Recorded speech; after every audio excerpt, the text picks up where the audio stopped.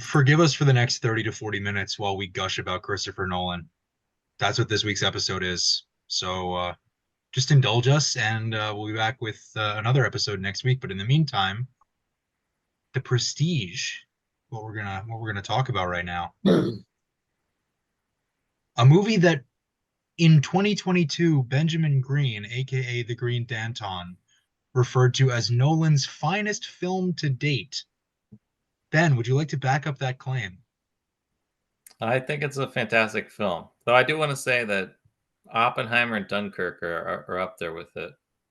But it's just all around great. There's like no marks to it, that I can really criticize.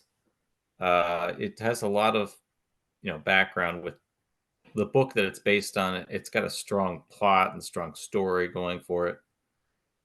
Um, but other than that, I mean, the direction is just fantastic. The way that he weaves in each of the stories. I mean, you can certainly tell that it's from a book with all the monologuing and reading each other's journals and stuff. But he does it in a really great way where it's not just somebody reading something. It's almost like a Dracula movie. It's how they did a lot of the early Dracula movies. I guess even the Francis Ford Coppola one, and it works really well. Showing the story while you're sort of telling it via the monologue. Um, but it it really has some fantastic like illusions in it. The whole industrial revolution with all this electricity coming and things that people are afraid of, but people are also in awe of, and the whole competition between Thomas Edison and Nikola Tesla, paralleling Angier's feud with Borden, and the kind of obsessions that both of them ended up having, um, to sort of outdo the other. Um, I feel like a lot of the stuff with the half life that Borden has, the double, the like which knot that you choose, I don't know. I mean, you read through the movie and then you get to that, and then you sort of have to rewatch it. At least I did before I really got all of the references. It's like that's why he doesn't know, because he may Blame not. him. Yeah, he may not have been the one. And I have figured out sort of who's who at the end, and that the one that was with Sarah is definitely the one in jail, um, which makes sense. I feel like it's also that obsession thing where Angier became really obsessed because he felt like his life was taken away, his love was taken away, and then he saw Borden with his wife and felt like that should be his life.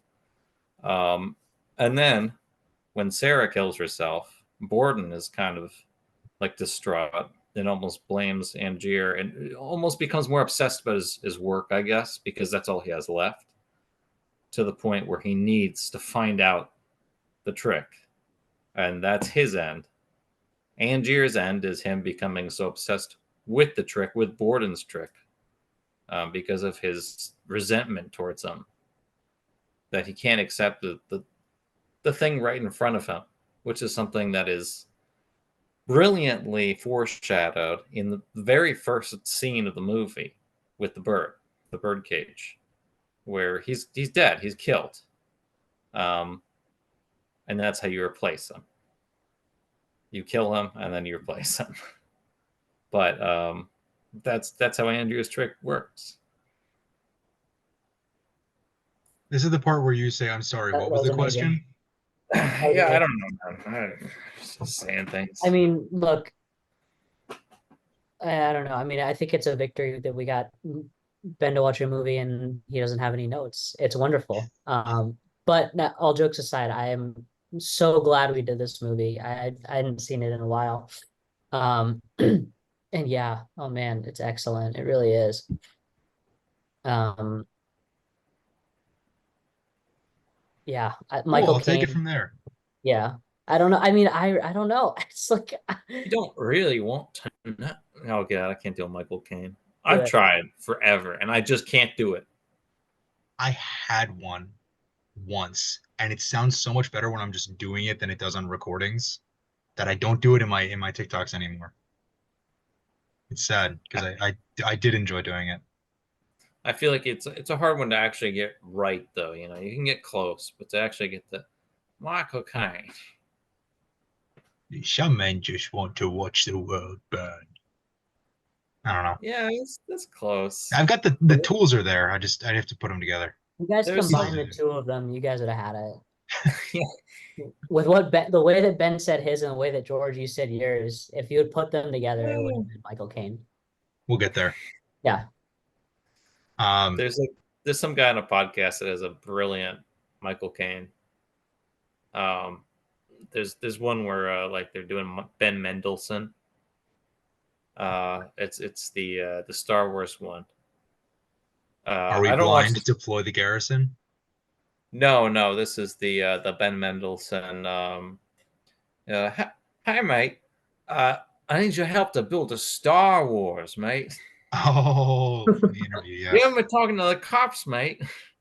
And So Michael Caine comes in and is like, "Oh no, he's doing Alfred Pennyworth." And he's like, "Oh, Alfred Pennyworth, good to see you, mate. You haven't been talking to the cops, have you?" That's the entire maybe, joke. But maybe you should do impressions on TikTok. You're pretty good at them. yeah, I enjoy doing them. You're the ones that, especially like your Christopher Walken, which I picked mine up from yours. Well, you know, it's crazy. The thing about Christopher Walken is you sort of just have to let your mind go, and then, you know, it's fun. That's good. I love it. All right, very good. I'd bust out Trump right now, but you guys don't want to hear that. All right, back to the movie. Yeah, I think Anyway, very disorganized podcast. If Eh, you could it's tell. all right. who cares? 140 whatever episodes in, you guys are Yeah. used to it. Anyway, I yeah, my thoughts about this movie are, you know, pretty similar to what you guys have said so far. Um, like I said at the beginning of the episode, we're just gonna gush about it and Christopher Nolan. But Yeah, I mean, we don't have what I to just feel like happens, review it. We can yeah, just sort of talk about it. yeah. What I feel happens with a lot of Nolan's movies, and not a lot of Nolan's movies, but just the ideas behind like Inception, Interstellar, um, this film, Tenet, is a big example of this. Is that he has a propensity, and he's a brilliant filmmaker, maybe the best working today. He has a propensity for his ideas to cross over the event horizon, as it were, and collapse in on themselves just a little bit in the third act. And I feel like he can be very, very ambitious with his projects, and that's obviously the case here. Um, and obviously, we've seen it in more recent projects: Interstellar, Dunkirk, Oppenheimer, Tenet. Um, but I think, oddly enough, in a film about ambition, such as The Prestige is, his ambition pays off. Nolan's ambition pays off, because he absolutely delivers on everything that he's trying to do here. It's so tight as a film, where there are no loose ends, there are no pieces left to pick up. Where, yes, some of it is open for interpretation, like which Borden is which throughout the entire film, which, many viewings later, some of us still aren't sure at certain moments. But at the same time, everything comes together in this film in such a way that the way Nolan presents this story, and credit to the cast, credit to the production design, it works better than pretty much every other movie he's done. I feel like again, there is a strong grounding in I mean, the historical ties. It's not like it's historical, but there's a strong book behind Saying it. this didn't happen? I don't think so. The but disappearing man wasn't fact? I thought it was it's the teleporting man, not the disappearing. Teleporting. Excuse me.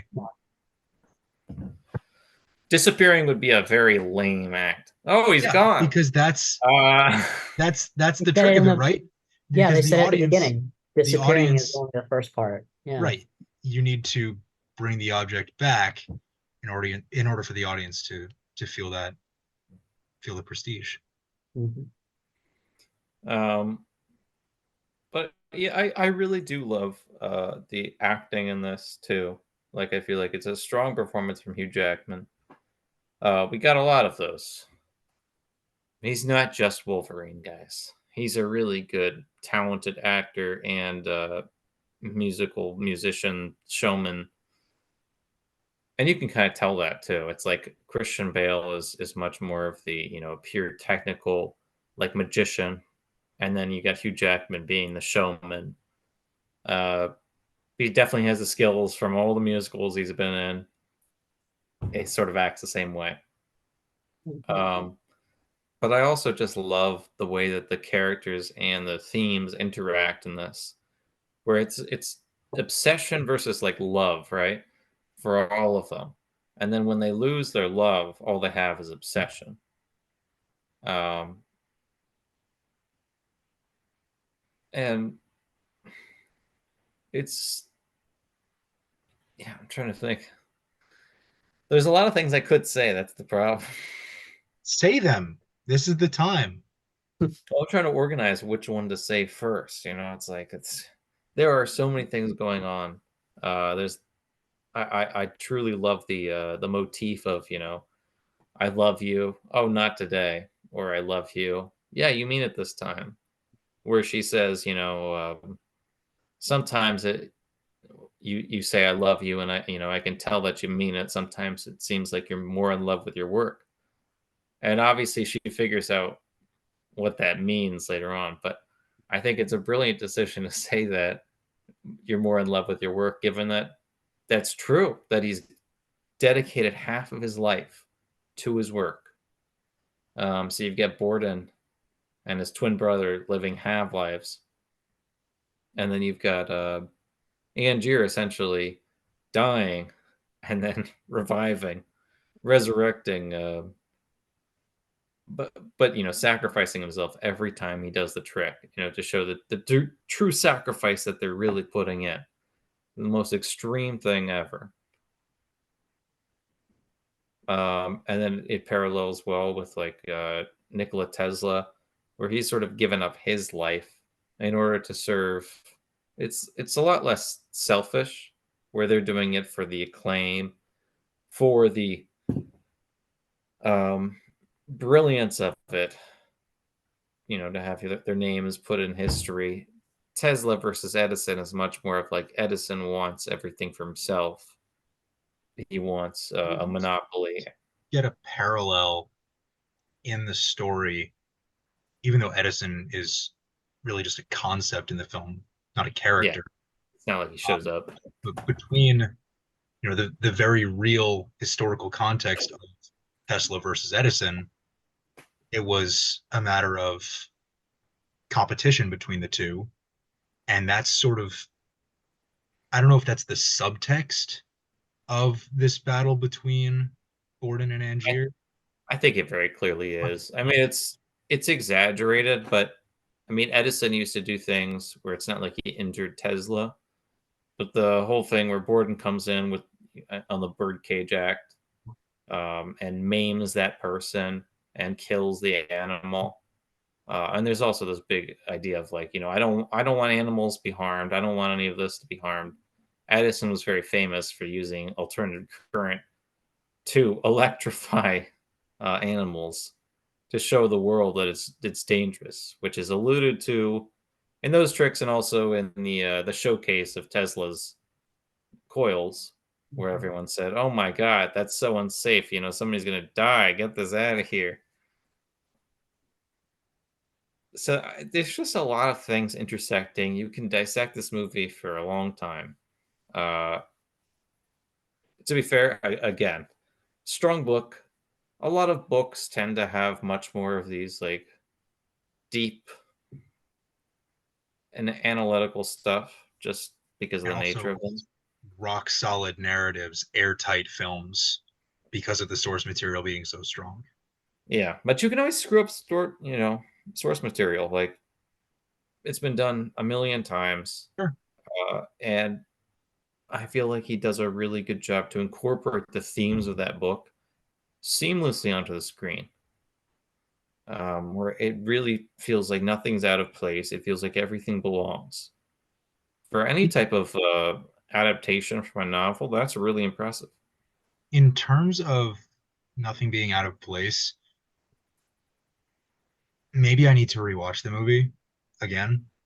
Um, but the one small criticism I have of the way that Nolan lays out this film is I found in my, in my viewings of the film, I have found the timeline to be a little unclear in the first act. I think that it's just the opening taking place towards the end of the film and then going back and sort of playing between two time periods for the first act. It It's pretty typical Nolan, though.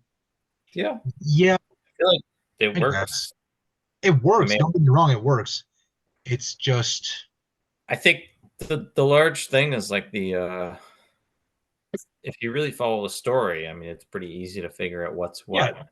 having seen it multiple times, I think makes it easier to follow. But I don't know, my first viewing of this film years ago is so ingrained in my contextualizing of the film that when I think of the Prestige, that's what my mind goes to, among other things, among everything else we've talked about today. Yeah, again, like Max said, I feel like that's pretty standard Nolan. It's like watch Inception, watch any of these movies, other than maybe the Inception, Batman trilogy. I love Inception, and yet I've only seen it once. That is when George, stop watching like No Way Home for the 20th time. Just Okay, watch I've one only of these seen No Way. movies. You want me to pull up Letterboxd and tell you how many times I've seen No Way Home? No, you don't I care. swear to God, you've seen some of these movies 20 times before you rewatch the movie. But If you like, like it, just watch it. Just feel yeah, free to just put it on. maybe after we finish the episode, I'll put it on. I don't know. Break the cycle, you know?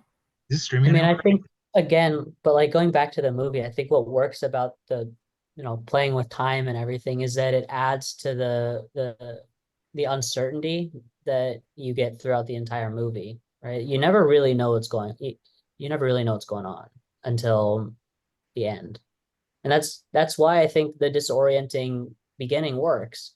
Like it's like a magic trick. Like We you play it don't like know a what's trick. happening at the beginning. You don't know where they're going. You don't know what the turn is, and you certainly don't know what the prestige is. You have no idea. And Like I yet, think that's what if works. you And it's also you again, really it's just what he does. and the brilliant thing is if you pay close attention, like are you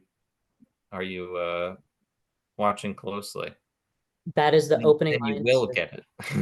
Superior. Because it's Now you all there. see I feel things like all the like the foreshadowing is just really, really well done. And again, yeah, it takes from a book, but to have, that great editing to put those things in those right places, um, to really make it feel like a magic trick, like you're showing this and you're telling everyone how it's done, and yet you're still not believing it. The movie's not done. And just like Angier, you're mystified. You can't believe it. And then obviously there's a lot more going on, but the fundamental trick is the teleporting man, right? They tell you exactly how Borden does it, and they tell you exactly how Angier does it, which is essentially you sacrifice something. For Borden, it's half a life.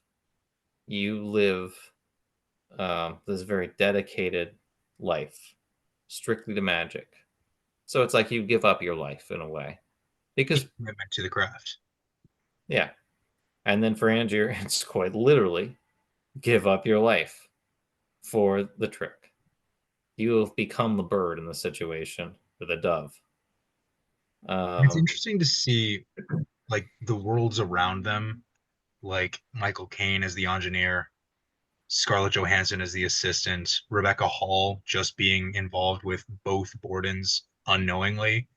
Like yeah, their obsession over each other, pretty much, not only the trick, but basically the other person in this competition. It's ripple effects on their world and their community. I mean, it's substantial is not even enough to say. It's overwhelming to see how these attempts and how the successes of these tricks. I mean, Rebecca Hall's character kills herself, and Michael Caine. I mean, he's along with Angier until the very end, but he doesn't want to be at that point, and he's dedicated his life to magic or the illusion of magic. mm-hmm. So these guys are sacrificing much more than just half a life or their life in the moment, sacrificing everyone they care about. Yep. Yeah, I mean it's a very selfish thing. Um, and that's something that they both sort of like grapple with.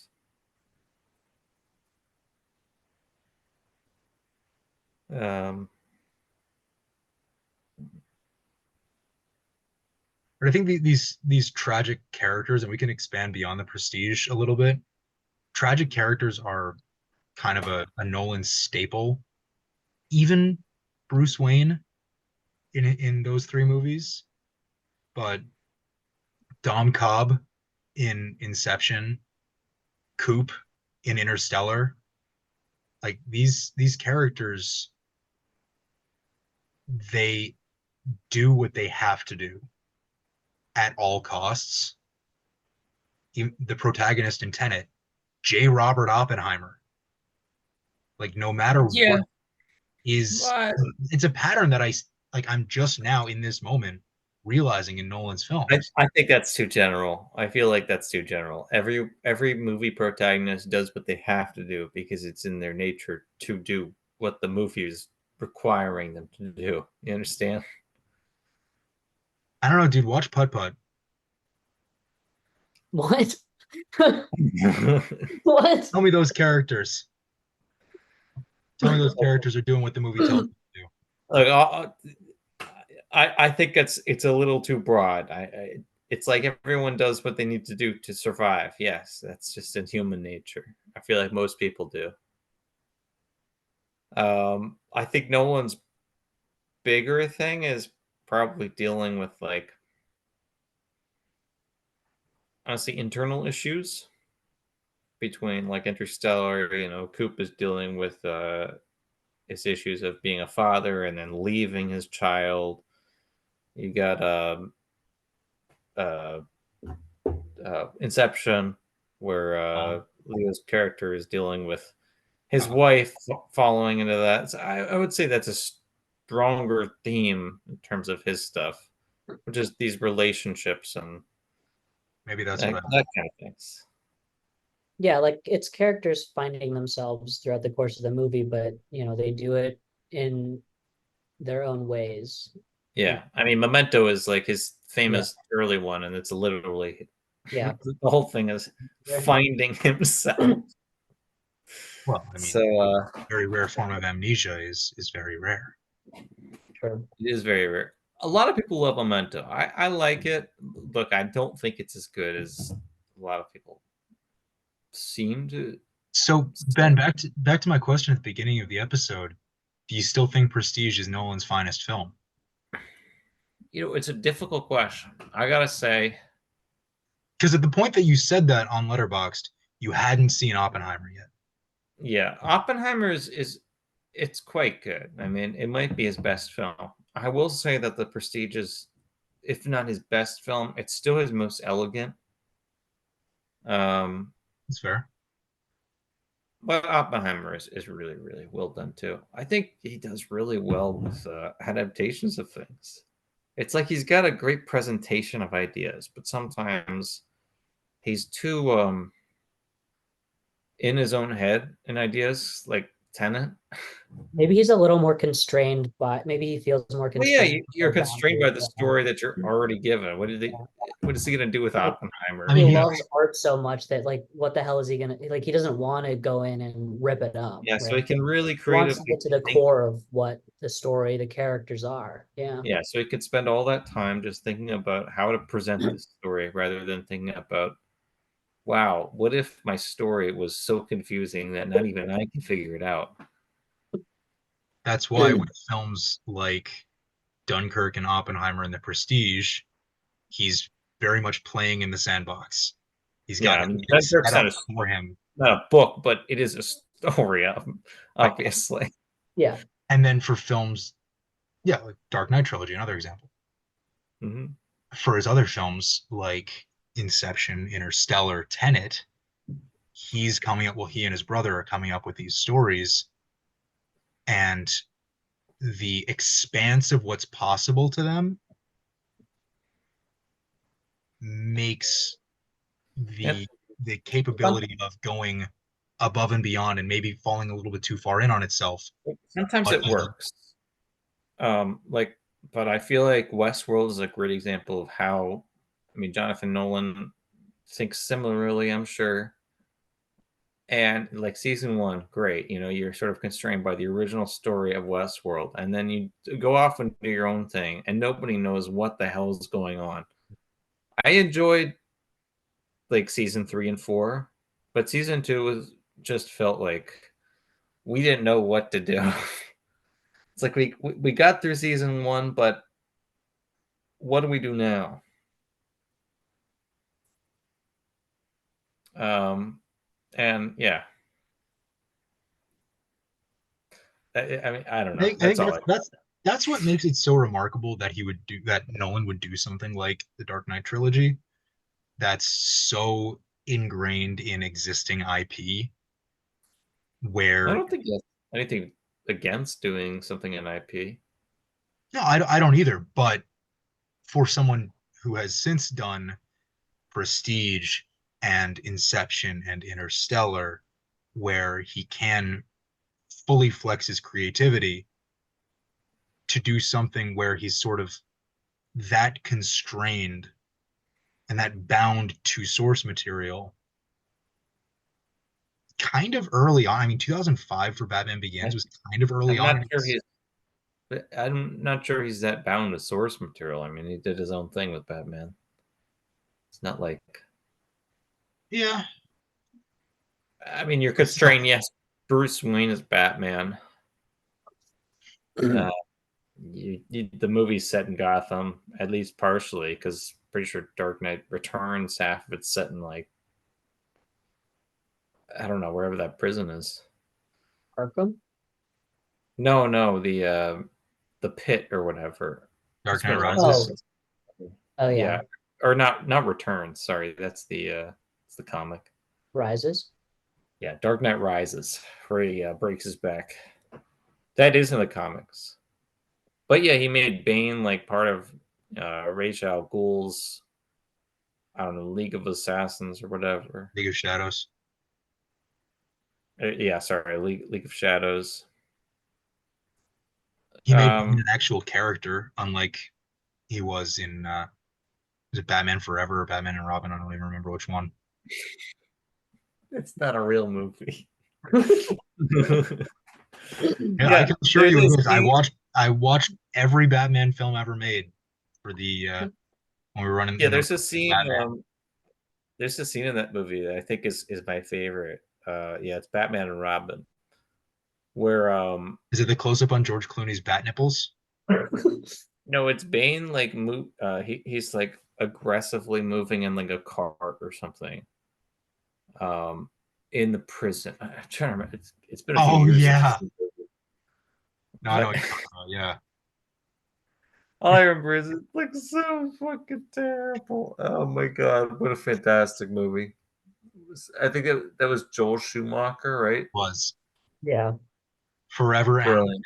and Robin were I both. think Yep. they should make movies like that again. Bring those back. They really should. The Tim Burton Batman movies were What killed the dinosaurs? The Ice Age. I take back everything I said about Walken being your best impression. It's Arnold.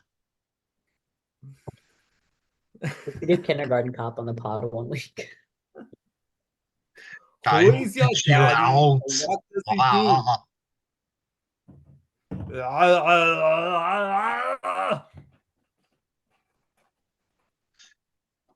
So that was former governor of California, Arnold Schwarzenegger. Warmer. I wish he was still a governor, honestly. That'd be great. The governor.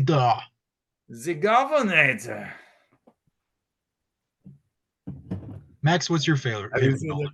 film? Just getting back to it. My favorite one? Yeah.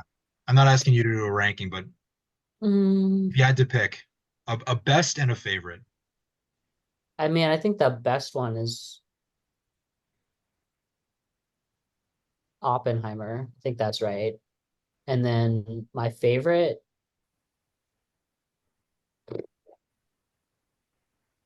this one or Dunkirk. I'm with that. Yeah. Ben, you agree? Yeah. No one really doesn't have any bad movies. They're all quite good, other than Tenet. You know what? I'll say it's not bad. Tenet, I wish we were doing the pod 4 years ago when Tenet came out because that would have been an insane episode. I remember my friend was really excited by it. He saw it. He was like, "Yeah, and everything like it works. You know, it's going this way and that way." And I watched it, and I was like, "Wait a minute, I have some questions." And I watched it again. And I'm like, "I don't think they're following the rules that they told me they are." They Yeah, aren't. I They remember definitely aren't. I went to Rise of Skywalker opening night, and they did like a 7-minute featurette on Tenet at the Oof. start of Rise of Skywalker, and it was just like the first 7 minutes of the movie where they do the theater I'll say Tenet is a better movie than The assassination, Rise whatever. of Skywalker. What? I'll say Tenet is a better movie than the Rise of Skywalker. Agreed. Yeah, that's true. That was Undeniable. I think you They planned for fly that to be now? more controversial They than fly now.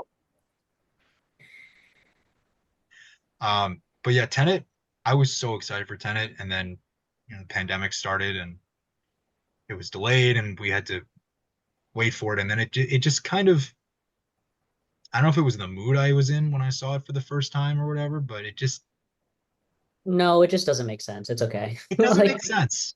it's Yeah. okay. Like, it's fine. It's entertaining. All his movies are entertaining. I mean, you're never Yeah. going to go to Well, a Nolan the other film. thing that I think it's Uh, really lacking is Nolan has a tendency sometimes to work too hard on his concept and not enough on the meat of the film. It's like Characters and story. Oppenheimer. There's a lot to dissect and things like that. Whereas in Tenet, it's like, all right, the plot is very simple. Kenneth Branagh wants this. We gotta stop him from having this. And then the complex part is trying to figure out when in time every single thing happens. And when they're moving forward and backwards, when they it's like that it's too far. You've pushed the envelope in the wrong direction. I like that Too this much is a great addition to the Kenneth Branagh does an accent cinematic universe. Yeah, he's doing Up a there with the questionable Poirot accent. movies. What is that accent? It's vaguely Eastern European. It sounds almost Russian. Aiden would probably be able to decipher it.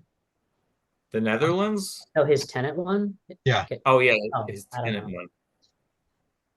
Yeah, I was about to say I don't think it's Dutch. I don't remember. I've only seen Tenet once, so Same.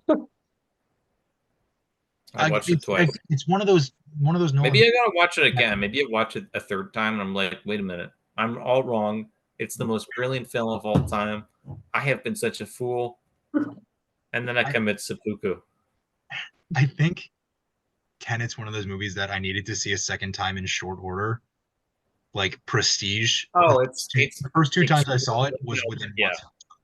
Tenet, Falls short there sometimes, for sure. Yeah, Nolan is famous for, I don't know, either hiring the wrong sound editors, or telling and yelling at the sound editors that it must be louder. Because there are just too many times in his movies, especially in the Dark Knight Rises. That's also a common thing. It's like everything's too loud. I don't know what the hell they're saying. Even in Oppenheimer, that can be a critique where there's music playing too much. It doesn't but bother me in what a Oppenheimer. score for Oppenheimer. Yeah, because it's music. But I did see that as a critique. And you know what? Fair enough. They may be using music too much. I think it works for the film, but I can certainly see that as a valid critique. But sometimes no one needs to react. Dunkirk, that's a perfect movie for him to just go wild on. It's like, you want to do sound effects as loud as you want, go for it. Nobody Like, is talking for 5 minutes. like the point is not to hear Tom Hardy talk about his fuel for 5 minutes, even though it Yeah, is it's like, important. It's all like, right, this guy's I get going it. I down. get What, it. he's yelling things. I assume he's in trouble. And most of the time,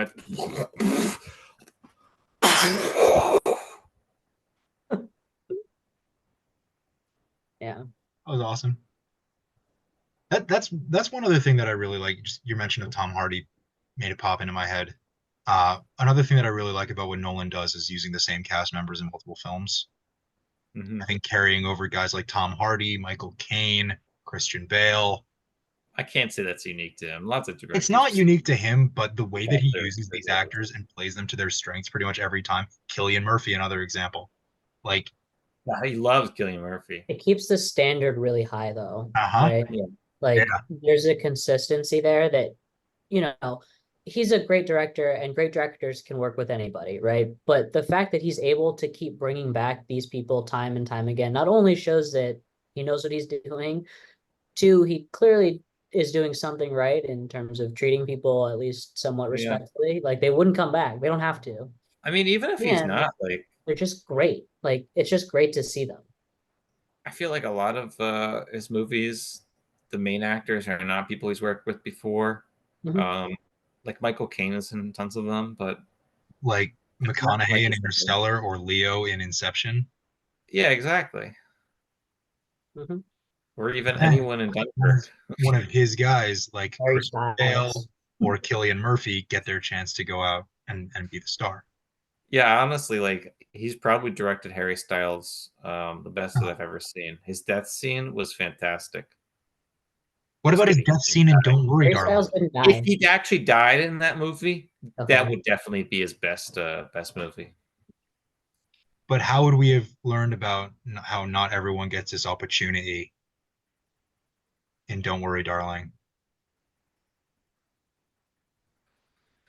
I don't know. I think How maybe would we have done that episode without Harry Styles?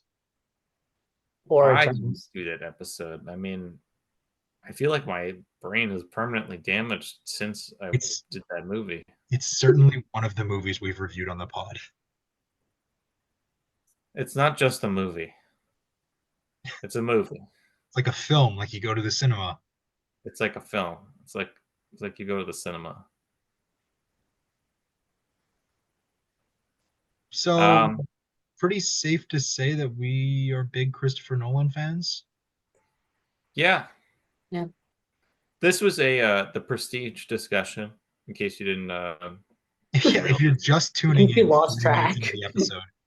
Yeah. in case you put it on, came back 20 minutes later. The hell are they talking about? I appreciate you for listening. Yeah, Our thanks as always very for tuning in. valuable listeners. We will be back next week. We're going to talk about a lot of movies that we have done on the pod. We're playing funky films for our 150th episode. Aiden will be back. I have no doubt that I'm going to win in dramatic fashion over Ben once again. Max is going to be along for the ride. Well, we'll see. I don't know what the board is, so I got a win to finally make you watch. What is it, Taxi Driver? What if I told you I saw Taxi Driver a year ago and just I don't didn't tell believe you? you. I just don't believe you is the thing. Yeah, because yeah, I'm because you would have lying. reviewed it. Yeah, that's what I thought. My curse is that I put every movie I see on Letterboxd, and you guys would have seen that. Yeah, I know. I know what you watch all the time. I'm sorry. I love movies. That's why we do Top the Gun pod. Maverick for the 226th I time. Max will back me up on how great Top Gun Maverick is. Yeah, but I Every time haven't I seen watch it it, every time I 50 watch it, times. I I've text seen Max. it twice. Every time I watch it, which I think is already 3 times this year, I text Yeah, Max. you're at like 20 or something. Oh God, Oh, no, I've no, seen it. no! I've seen it like 5 times. I think it's more than that. That seems low. You know what? I am pulling up Letterboxd That this feels time. low, but okay. I'm pulling I think receipts. it's at least 50. But it came out last year, 2 years ago, 2 years ago. Dude, I 23. have seen this film. There it is. 6 times.